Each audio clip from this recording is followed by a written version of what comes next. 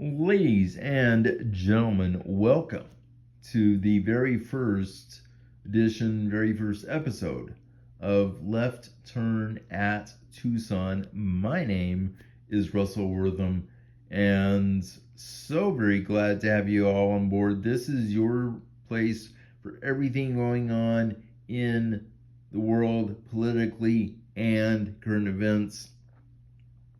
So, welcome on in. A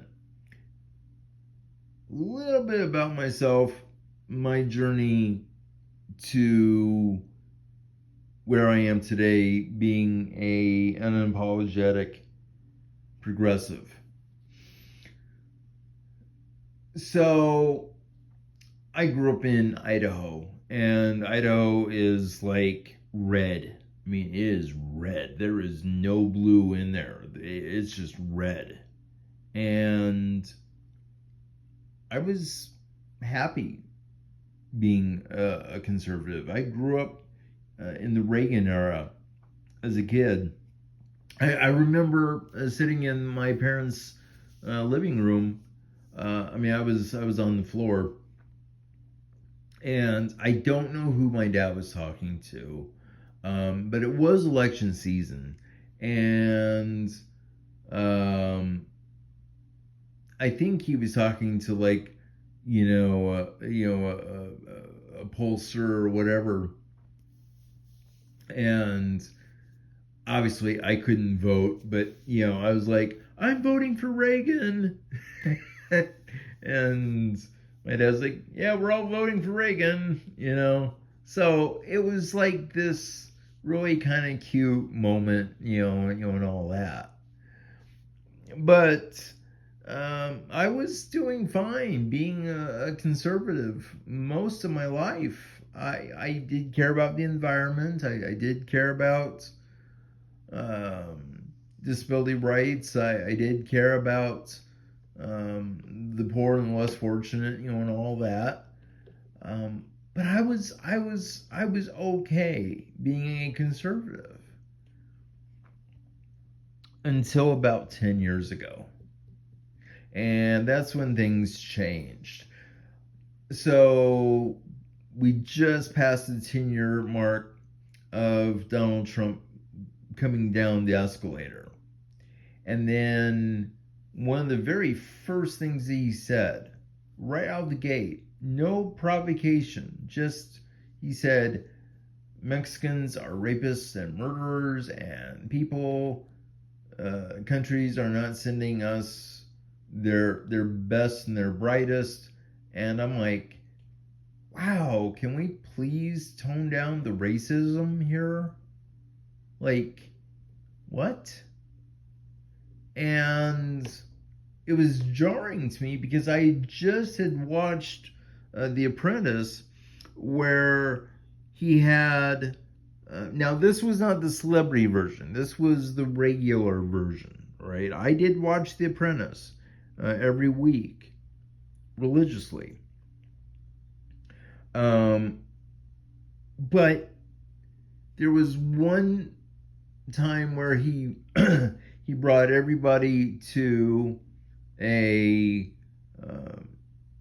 catered lunch, and he was saying, in business, yes, you've got to be, ruthless and cutthroat, but you also have to look around and take care of people that are less fortunate, and you have to be socially mindful. And I'm like, okay, okay, you're a bit of a mixed bag, but I just thought, okay, cool. I agree with that. And so when I hear just shortly after Trump saying, oh, well, Mexicans are rapists and murderers and they're thugs and all these other things, and I'm thinking to myself, okay, that's not cool, that's not great. And I just kind of became disillusioned. But I thought to myself, There's no way this guy's getting elected. Any other person saying the same thing would have been dismissed immediately, and people would have been like, this is not who we are. This is not who we are. Yes, there are racist people, but I think collectively, I was thinking we were moving towards becoming what we espouse to be a more perfect union. Our founding fathers realized that we were never going to achieve perfection in this lifetime, but that we were going to be a more perfect union. So, excuse me, so Donald Trump coming in and saying what he said, I'm like, there's no way. This guy is going to get thrown out, post haste, and we're just not going to deal with that. But he kept getting more and more and more momentum. And I'm like, why is this guy getting elevated? What is going on? And when he went to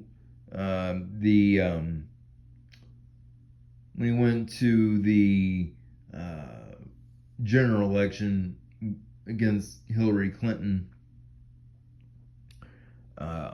there was this sense of, okay, not a lot of people like Hillary, but not a lot of people like Trump.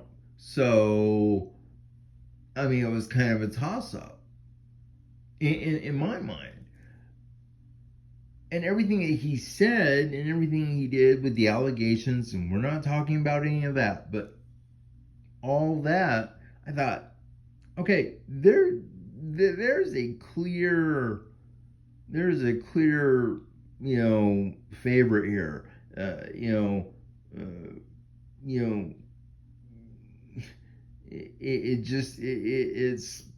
It's Hillary, and I mean, come on, it's Hillary. I mean, let's break through this glass ceiling here. Let's go. And that obviously did not happen. So I still wanted to stay in the Republican Party and to try to fight for it.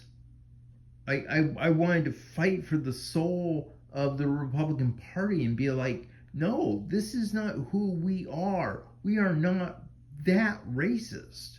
Again, there are racist people, but I choose to believe it, in the good of everybody. I honestly do. And yet, what sealed the deal for me was when went to the inauguration and heard things like America First were in decline, all this really dystopian stuff, no real, hope or exceptionalism or anything like that. No, it was just dark. And I'm not trying to pick fights with anyone. That's my opinion.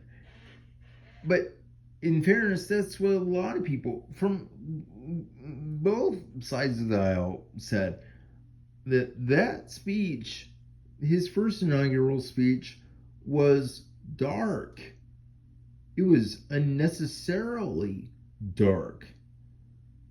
And I was like, wow, that's not okay. And so I realized very quickly my voice was not needed nor wanted in the Republican Party. And I switched. And I'm good with that decision. So that's my journey. All right. Little bit longer of an intro than what I was planning on, but I just wanted to uh, share with you guys my journey from conservative to progressive. And so there's that. So today we're talking about the One Big Beautiful Bill Act that passed Congress. I'm going to do um, I'm going to do three things. I'm going to talk about the provisions in the bill and what it means for everybody. I'm going to talk about the Lisa Murkowski effect, and then I'm going to share with you what we as Americans, all of us, regardless of party, what we can all do to um, kind of work against this legislation. Now, I give you my word on a number of things with this show. Yes, I am unapologetically progressive, but I will never yell. I will never condescend. I will never talk down to anyone, and I will not be confrontational. I believe that everybody has a voice. Everybody has a voice at the table. And we may not always agree on stuff, but I will never yell. I will never condescend. I will never talk down. And I will never be confrontational. I don't want to do any of those four things because there's no point to that. I want rational, reasonable discussions. So, with all of that said, I was going to do the whole Wikipedia thing, but I thought, that's just too boring, and I didn't want to get in trouble for just straight up reading stuff from Wikipedia. And I was going to cite my sources. Don't you worry. I was going to cite my sources, but I thought, I want to give them the TLDR-ish version of what's in this bill. So I asked ChatGPT, I said, can you please explain this piece of legislation? And this is what it came back with. So makes Trump's 2017 tax credits permanent. These cuts disproportionately benefit the wealthy and corporations, costing about $3 to $4 trillion over a decade, and that is from the Tax Foundation. It slashes Medicaid and SNAP. So basically, medical insurance for people that are poor, and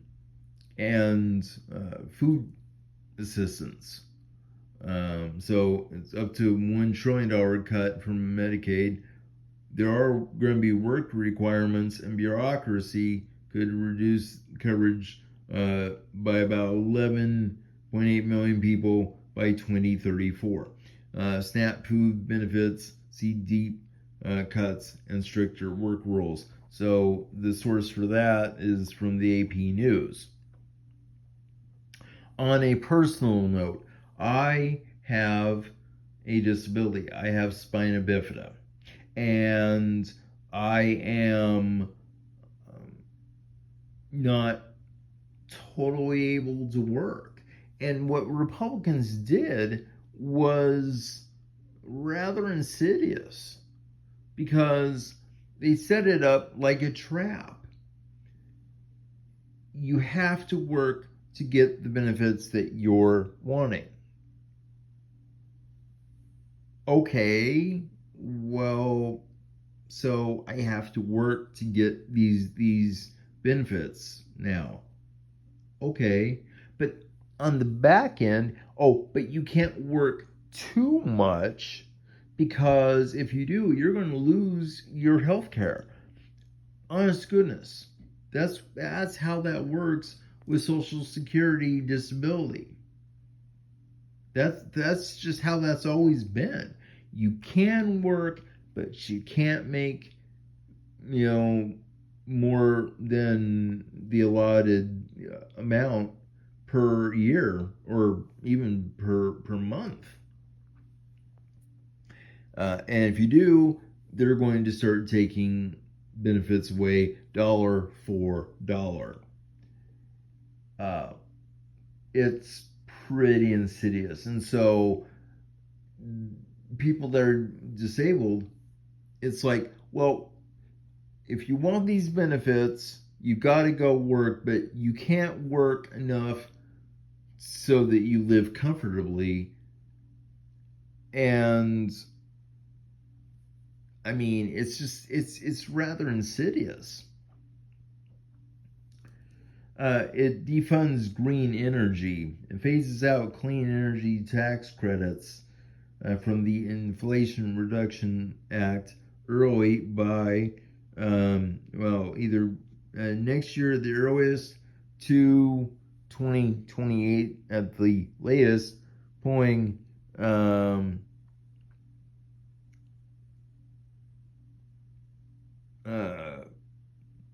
over 120,000 jobs at risk. And the source for that is Reuters. So, again, the tax credits for green energy, so wind, solar, yes, even nuclear, are going to be cut. There are no incentives to generate these type of clean renewable energy sources. And I promised you I am not going to be confrontational. This is a fact. This is not me being confrontational.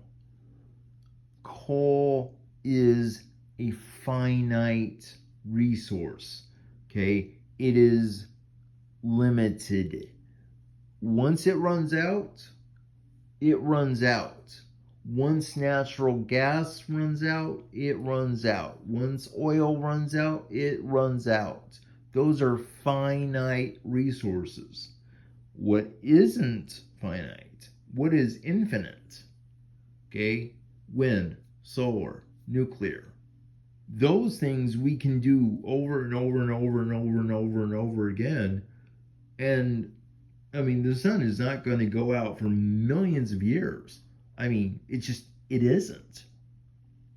I mean, we've got the sun for a very, very, very long time. Long after I'm gone. So, I mean, that's just the thing.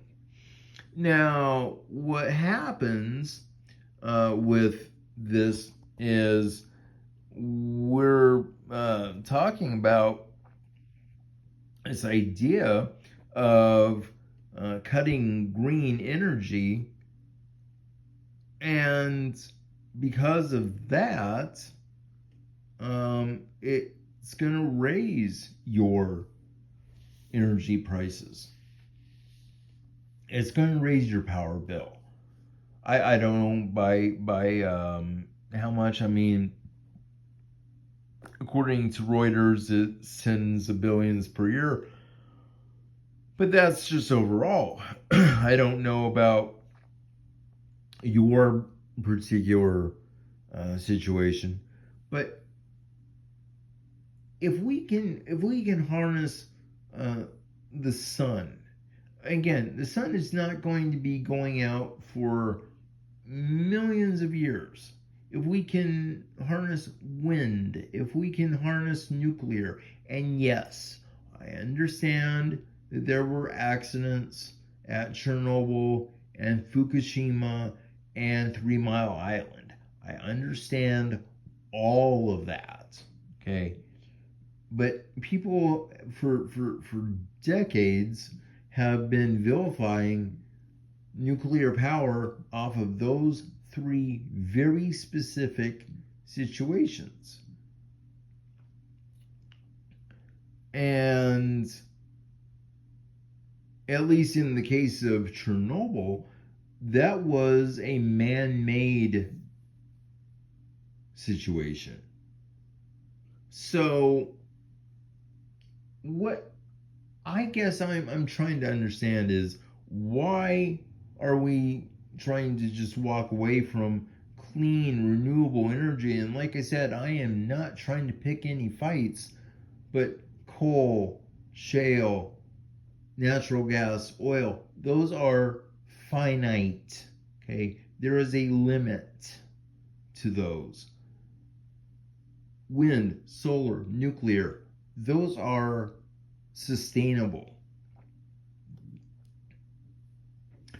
So it explodes the deficit. It adds anywhere between $2.8 to $4 trillion to the national debt through 2034. That's according to the AP News. Now, I don't know right off the top of my head, being very honest, very transparent with you guys. I don't really know what the national debt is right off the top of my head, but I know that we're never going to get out of it in our lifetimes or in several lifetimes. I just don't believe we're ever going to get out of it. So for Republicans who cry from the rooftops and they say, oh, we're about fiscal responsibility. This is about fiscal responsibility. I'm like, and you're adding trillions of dollars to the debt. I mean, okay. It hits. Now this is the big one.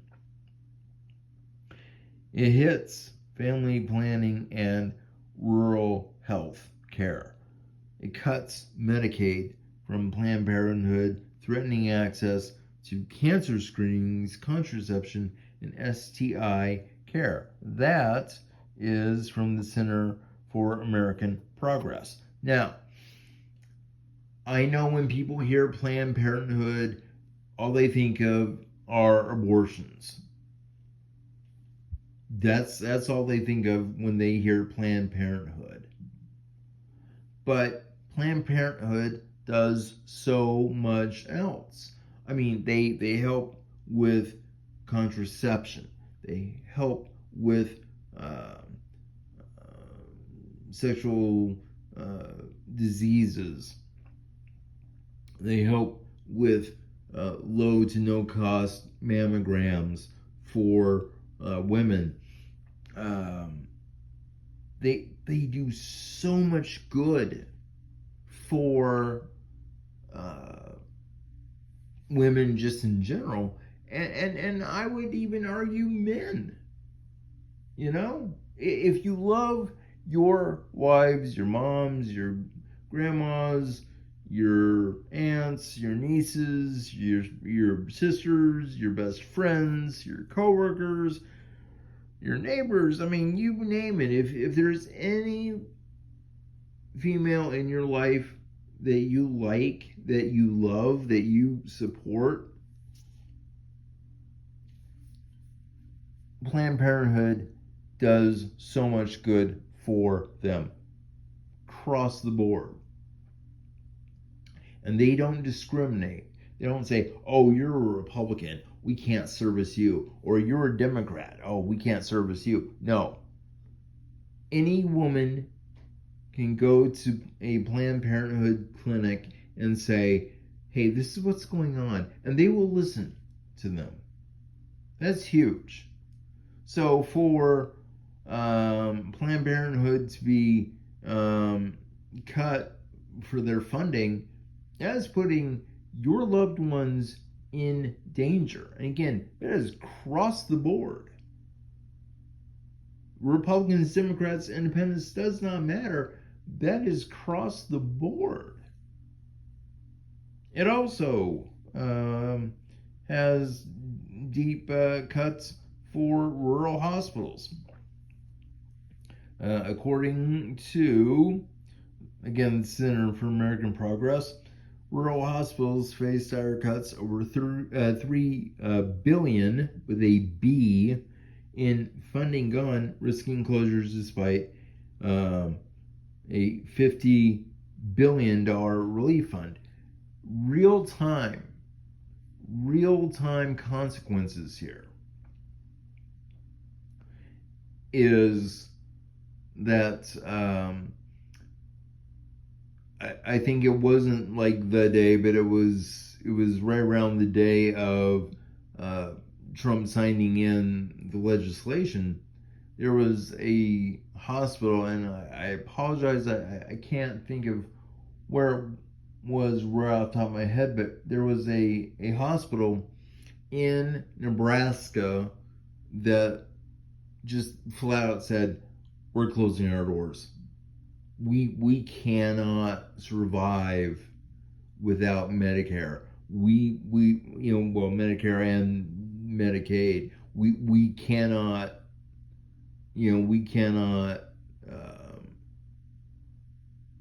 survive without that.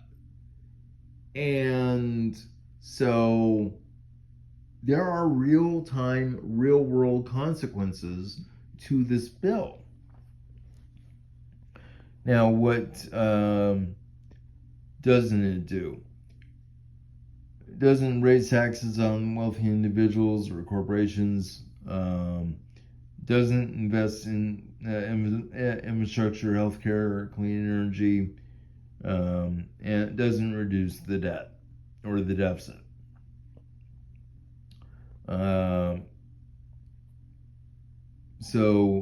Nearly 17 million more uninsured Americans expected by 2034. That's from KFF.org. States like Louisiana, New York, and local leaders warn a destabilized healthcare system, rural hospital strain, and thousands losing their coverage. That is from the Times Union. And finally, clean energy investments may dry up when report warns of up to about 2.5 million jobs lost. And that's from Reuters. So that's what's in this legislation. In the most base terms. And again, this is not trying to talk down to you all. This is me sharing with you from ChatGPT, hey, this is what's in this big, beautiful bill. And it has real world consequences. It really does. Now, that's what's in the bill. Next up is the Lisa Murkowski effect. So the TLDR from that, and I asked ChatGPT, about this, and I asked about Lisa Murkowski and why she ultimately voted yes for this.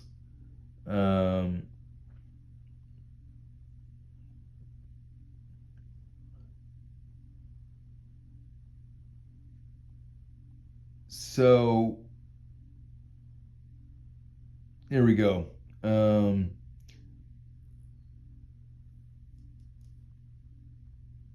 So she got carve outs for Alaska on SNAP benefits, on health insurance, on tribal, being very careful here, okay, on tribal whaling, okay, and so she got carve outs for those programs for Alaskans, and so because of that, she doomed the rest of the country because she was essentially the deciding vote. Yes, I know that J.D. Vance broke the tie in the Senate as the vice president slash president of the Senate. I understand this, but had Lisa Murkowski not agreed, we wouldn't be talking about this bill. And that's kind of frustrating to me that Lisa Murkowski was saying, I don't like the bill, I don't like the provisions, I don't think it's a good bill, blah, blah, blah, blah, blah. Oh, wait, I'm getting all these kickbacks for Alaska? Cool, I'm all in. And the sad part is, she's serving, she just got sworn in this year for her latest 6-year term. So there is nothing that we as Americans, and more specifically Alaskans, if you are listening to me, there is nothing that you can do about Lisa Murkowski representing you for the foreseeable future. Okay? But what we can do, and again, all of us, Republicans, Independents, Democrats, everyone, all we can do now is put pressure on our legislators and say, please do not cut these benefits. Please do not do this to us. We are all trying to help each other out here. And keep emailing, keep calling, keep tweeting, keep texting, keep doing the work so that everybody can get the benefits that they are entitled to, that they are supposed to be getting, without any type of hoop jumping or whatever. That's what we can do in the immediacy. The midterms are coming up. The midterms are coming up. We've got an election, next year. And I hope that you all keep this sorted in your minds. This is not okay. This is not good. So that's what we can do. Finally, you're probably going to be looking at the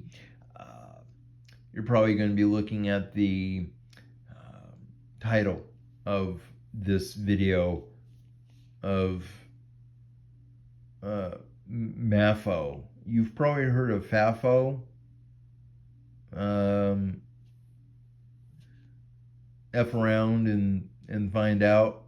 Well, I mean, I didn't really think that YouTube was going to allow me to actually say that particular word. So I was like, how can I reframe that? How can I reword it? I'm like, oh, mess around and find out. There are consequences, folks. There are consequences. I understand. I am not here to shame anyone. If you voted for Donald Trump or any Republican because you believe that they had your best interests at heart, God bless you. I have no problem with that. But understand there are consequences. Believe me, there are consequences. There are consequences to every action. So that is the deal. So that's why mess around and find out. Right. Well, that is the very first episode of Left Turn at Tucson. I will be back next week. We will continue to figure out what's going on out into the great big world that we have. And so, very grateful to have y'all on board. If you like the show, if you like what you hear, 3 things. 1, share. Share with your coworkers. Share with anybody you know. 2, subscribe to the overall channel, which is Control Russell. That would be very much appreciative of me if you do that. And 3, comment. Okay, I want to learn. I want to learn what I'm doing right and what I'm not doing so good with. That's the only way I'm going to learn. I've got to put my pride, my ego, and my sense of self on the shelf. And I'm putting myself out there in what I considered to be, if you listened or if you watched my first video last week, this is Mount Everest. This is scary for me. This is scary for me putting myself out on YouTube, because I may not get millions of views. I may not get millions of subscribers. And, that's okay. I just wanted to get my voice out there.